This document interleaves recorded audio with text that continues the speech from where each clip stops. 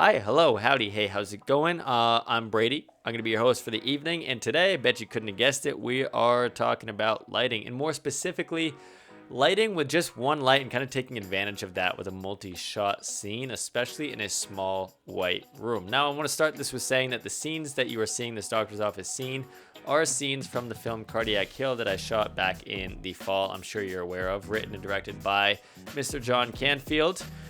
So I want to go ahead and break down just a few of these shots because it was a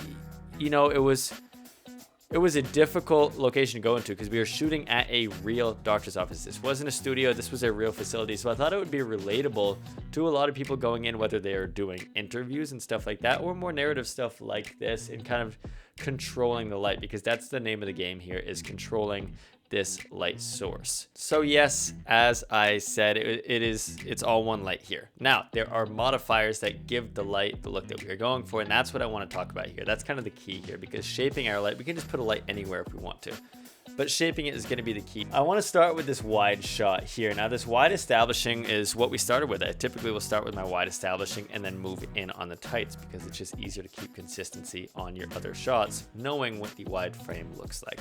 So this wide shot, you've got the doctor and Ava here in frame, and you've just got this top light, because the scene and the mood in this, it was this very sickly dark feeling, like she's going through it.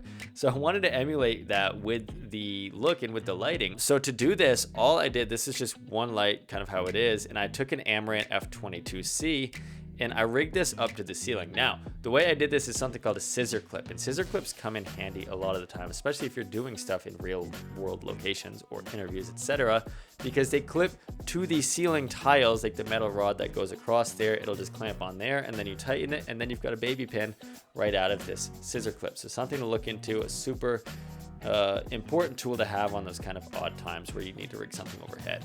So we rigged this overhead with the F22C and made sure to put safety cable, because it's going overheads. Come on, let's be safe here, folks. On that, I had a lantern. They've got a new lantern set up, so that was just Velcro in onto the top. So I had the diffusion there, and then another layer of the diffusion, trying to get it as soft as we could, still being a 2x2 source.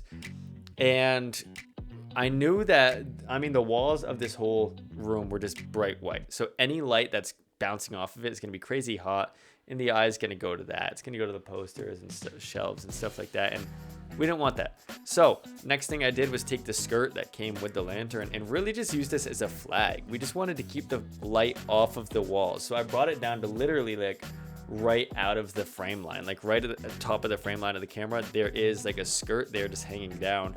And this is just keeping the light from bouncing, off of these two back corners. So I just had it shaped in kind of like an L, keeping the light just coming down on Ava and the doctor, just keeping, a soft light on them. So this was pretty simple. We definitely ran into some difficulties. You can see the reflection a little bit on the poster. We could see a lot of reflections. So it was just moving things and making sure everything was blocked out, making sure that light wasn't being cast anywhere. But for the most part, it came off pretty natural, and we just wanted like this doctor's office top light, and I'd say we did a pretty good job, especially given that we only had one light. And I was thinking about like if I should have put a rim light on either of them to separate them, because they are in a small room, but I just felt like adding some sort of rim light or light cast from a random corner of the room didn't feel organic. There's nothing really that motivated that. You could maybe add a practical and just motivate some rim light off of that. I kind of like this just monochromatic cool tone that we have going on here. So I just left this scene as is. Where things get tricky is where, you've got scenes where you've got to move in to a tight. And in this case, we had to move into a tight of Ava and a tight of the doctor, both talking, just bouncing back and forth dialogue style.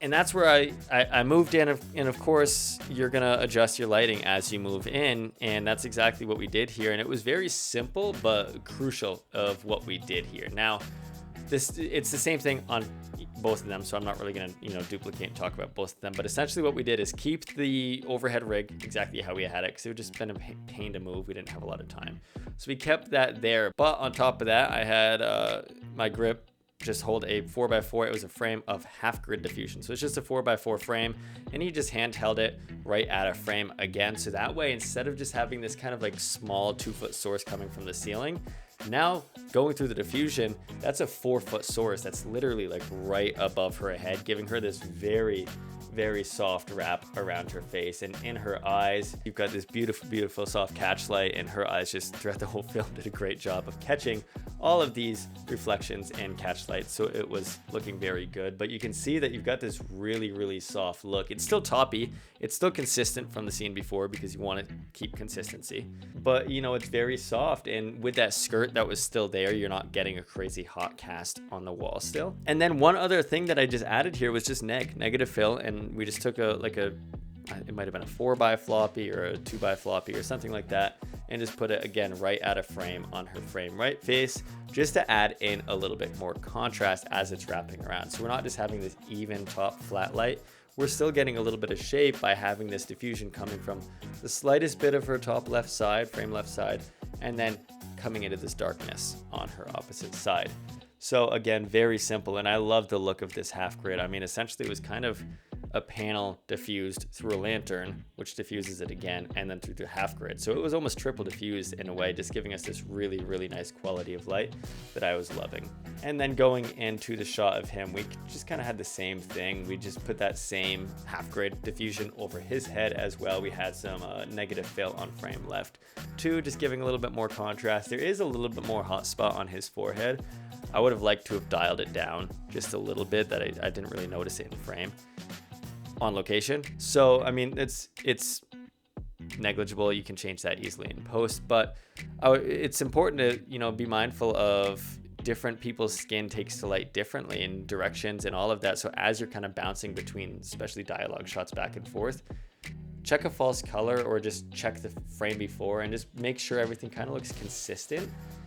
And it's okay to stop down your lights a little bit when you move shots and just make things a little bit more, you know, in the waveform where you want it. But other than that, I love these frames. I love how we were in a real doctor's office, and at first I was like, dude, these walls are white. This is gonna be miserable. No, please tell me no. But I think by controlling the light, which we know is the name of the game, it gave us this really cool kind of sickly doctor's office look. And I want to say that I kind of nailed the look exactly how I thought in my head, and normally that doesn't happen.